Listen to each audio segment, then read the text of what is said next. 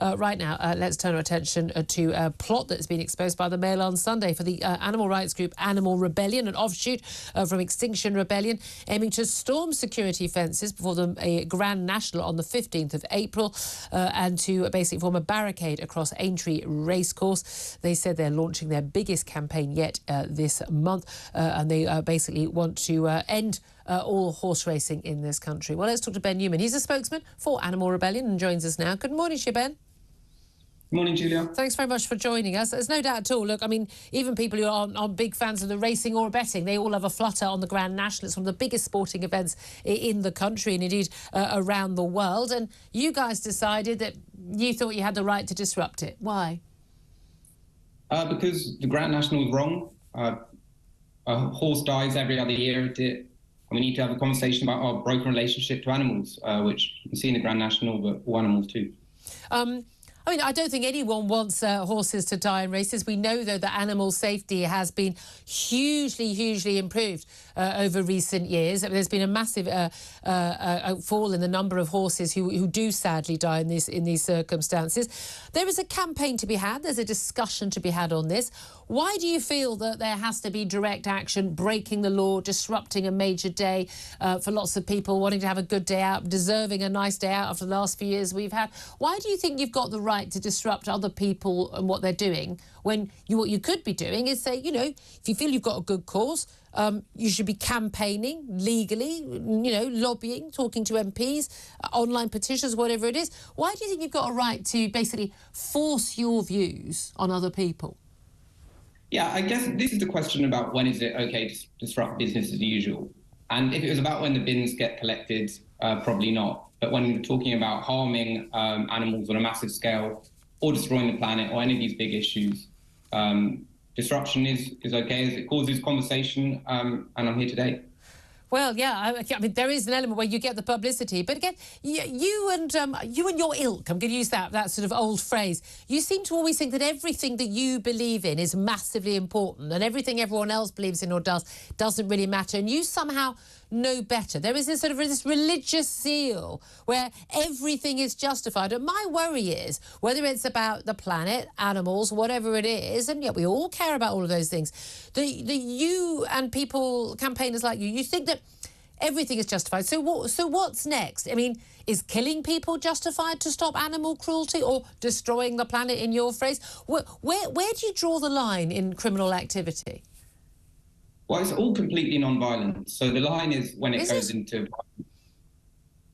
Yeah. No one is getting hurt. This is a normal protest, and it's just people using their bodies. So that's where the line is.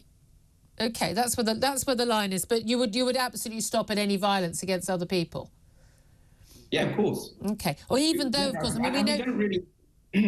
We know we know with some of the demonstrations we had, I know it wasn't your organisation, but, you know, similar activism on things like, you know, Insulate Britain, people blocking roads, you know, that could have caused an injury. There were worries about people not getting to hospital on time, but also the concern of, you know, anyone being on a motorway causing a risk to other people. There is a willingness to put people at risk, isn't there? Well, generally the people being put at risk are those doing the protests. But general public, disrupting of the public does come with some small risks, perhaps. But these are not small issues. This is the irreversible climate change in the case of Insulate Britain. And in our case, it's the killing of... So I don't know if you watched the race in 2019, the Grand National, but over the first jump, the horse goes over, breaks its neck and is left like spasming on the floor. It's really shocking. I mean, look, no one wants animals to die, but the reality is that we have some of the safest racing, horse racing and animal care, you know, animal rights frankly in most of the first world, certainly in the rest of the world. Things are improving every single year. Safety measures are improving. Would you allow any racing at all, or is it particularly the Grand National? Must no animal ever die in any circumstance ever? I mean, where do we draw the line there? Yeah. Well, I think there are a lot of ways to have fun on a Saturday which don't involve harming an animal. But it's not, no, but there's a difference between, you know, cockfighting and dog, you know, bear baiting and deliberate. No one is going out in a race going, yeah, I'm really hoping that this horse gets hurt. It's a very sad byproduct. Now, you can argue for there to be, you know, maybe lower fences, I don't know, better ways of protecting the horses and putting them at lower risk. But, you know, life has risk. You know, I've just been on a ski weekend. You know, people die skiing. People are willing to take that risk to have fun.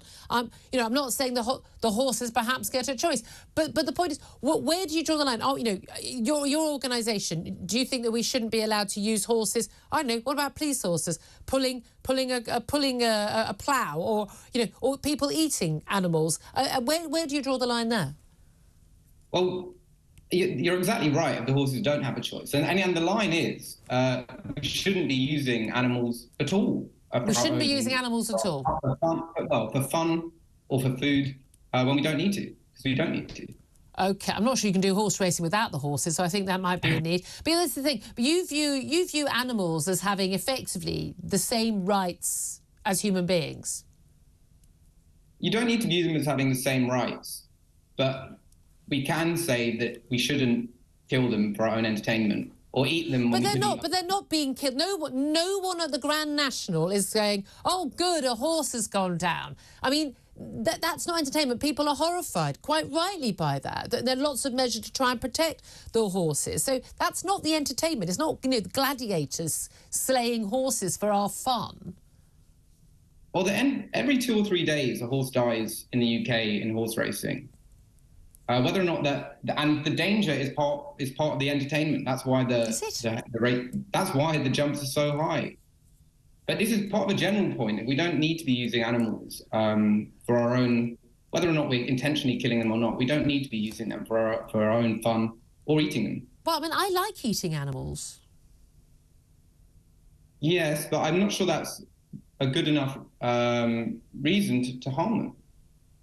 I think it's certainly right that we should keep animals in better condition than we do, and they should be killed humanely. But yeah, I like eating animals. I'm an omnivore. Meat is a vital part of the human diet. I mean, I find it really strange. I mean, caring about animals doesn't necessarily mean that you don't eat them. Many animals eat other animals. Yes. I think the thing is, most people, you included, really do care about animals. I do too, and most people in the UK. But how we're treating them isn't in line with that. And using a comparison of other animals who are in a survival situation, it's just a bit, you know, we're not lions, we're not in the Sahara. We go to Tesco's. I mean, again, I think lions, even not in a survival scenario, would still probably want to eat a wandering deer. But there we are. Ben Newman, we'll have to leave it there. But it's really interesting to talk to you, spokesman for Animal Rebellion. I couldn't disagree with you more on your tactics and indeed on a lot of your aims. But always good to get your voice in. I'd rather have you have a conversation with me about it and put your case rather than disrupting other people going about their legal rights, their right to have fun, frankly.